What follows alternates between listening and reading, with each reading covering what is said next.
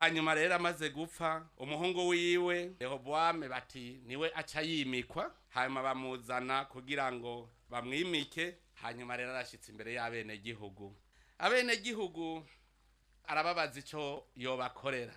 Tubisanga mu gitabo ca mbere c'abami igice ca 12 ku murongo wa 4.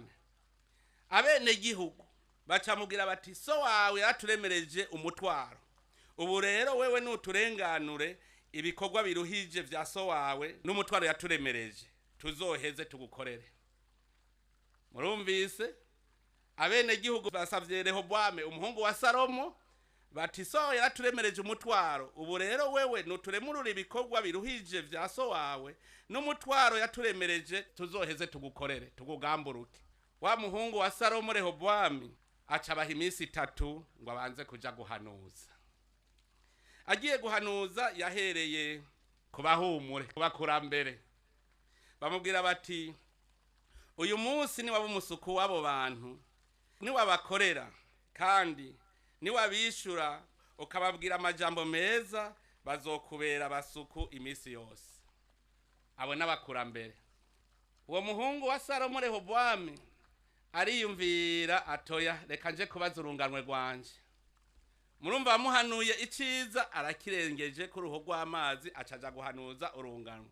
Yarakengereye rero abo bakurambere aja guhanuza imisore bakuranye. Ikimuhanura rero ibidusanga muri ico gitabo ca mbere c'abami ikigabane ca 12 kuva ku murongo wa 10 gushika ku 11.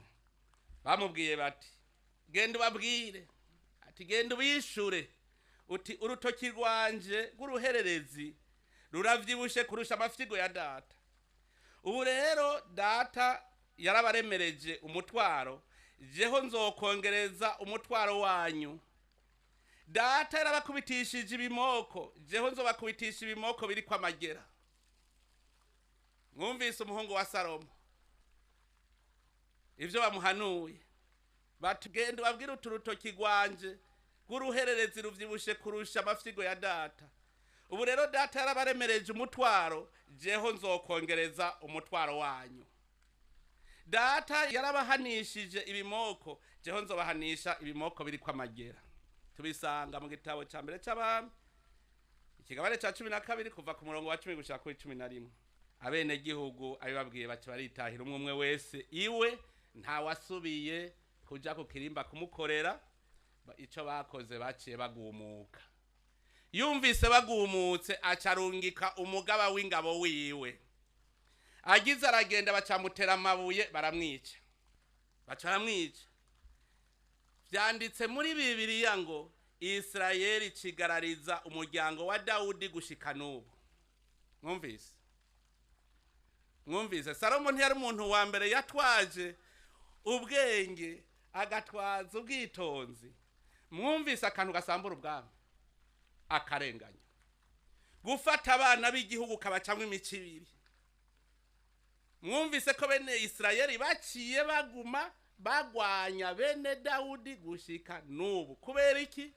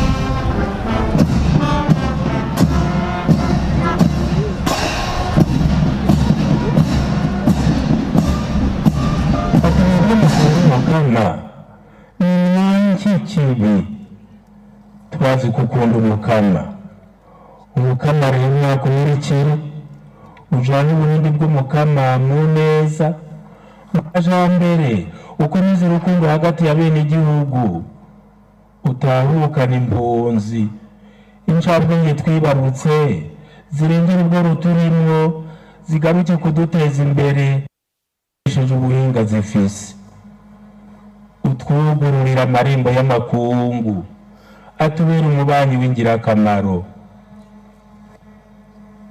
uri umwana wa Mariya nyina wa Yezu nguyu nyoko wawe mwakirira nyoko wamye umwamuze nawe mutega amatwi akwereka ingene worangura ibihimbara Yezu umwana we n'umuvukanyi wawe akwerekera ibituzanira iterambere ry'umutima n'iry'umubiri yongera ku mwana wiwe ngo wamane na Yezu iminsi yose na hose hamwe n'iki gihugu gikinje hano n'abarundi n'abarundikazi bose hamwe n'abazogufasha muri iryo banga tugomba kuguhezagira Imana niguhezagire ku izina rya Data n'irya Mwana n'irya Mutima Mweranda amen.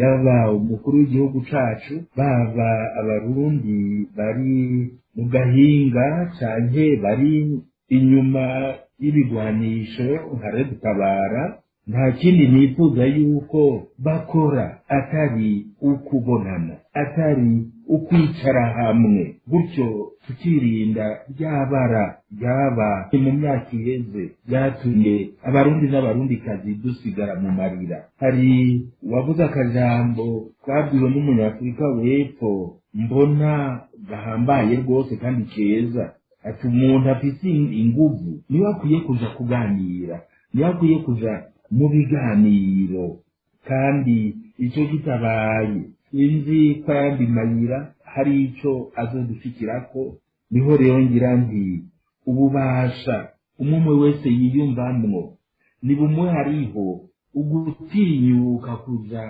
kuganira n'abandi naho woba ufise ubushobozi bungana gute wewe uri kuraganira na mugenzi wawe urabona icyo amaze urumva icyo yifuza urumva ingene na cya kindi yifuza nawe ushobora kukimufasha maze ya mahoro mwayakoreye muri babiri muri ijana muri ibihumbi agashobora kurama gusumba uko wewe uyakorera uri umwe.